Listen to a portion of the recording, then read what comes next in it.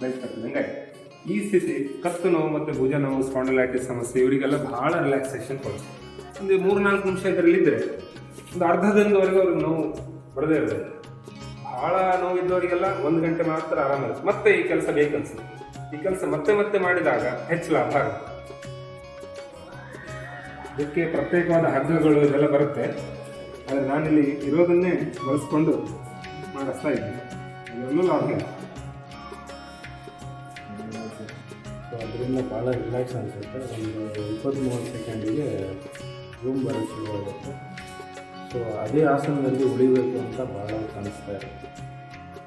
ಇದು ಬಂದ ಮೇಲೆ ವಾಪಸ್ ಆಮೇಲೆ ಭಾಳ ರಿಲ್ಯಾಕ್ಸ್ ಅನಿಸುತ್ತೆ. ಈಗ ಹೇಗಿದೆ? ಇದು ಕಟ್ಟೋಕ್ಕಿಂತ ಮುಂಚೆ ಇದು ವ್ಯತ್ಯಾಸ ಇದೆಯಾ? ಫ್ರೀ ಇದೆ. ಬರ್ತಾ ಬರ್ತಾ ಒಂದು ನಿಮಿಷ ಮಾಡಿದ್ರೆ ಸಾಕು ಅನ್ಸುತ್ತೆ. ಕಂಪ್ಲೀಟ್ಲಿ ಡಿಫ್ರೆನ್ಸ್ ಇದೆ ಆವಾಗ ಇವಾಗ. ಭಾಳ ಹಗುರಾಗಿದೆ. ಸೆಳೆತ ಕೊಟ್ಟಾಗ ರಕ್ತ ಸಂಚಾರ ಚೆನ್ನಾಗಾಗುತ್ತೆ. ಆಗ ಅಲ್ಲಿರೋ ಜಡತ್ವ, ನೋವು, ಬೊಜ್ಜು, ಆಲಸ್ಯ, ವೀಕ್ನೆಸ್, ನಿಶ್ಶಕ್ತಿ ಇದೆಲ್ಲ ಸರಿಯಾಗುತ್ತೆ.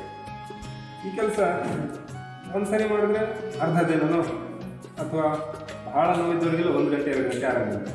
ಮತ್ತೆ ಮತ್ತೆ ಮಾಡಿದಾಗ ಇದು ತಾತ್ಕಾಲಿಕ ಶಮನ, ನಿತ್ಯ ಮಾಡಿದಾಗ ಶಾಶ್ವತ ಶಮನ. ಯೋಗ ನಿತ್ಯ.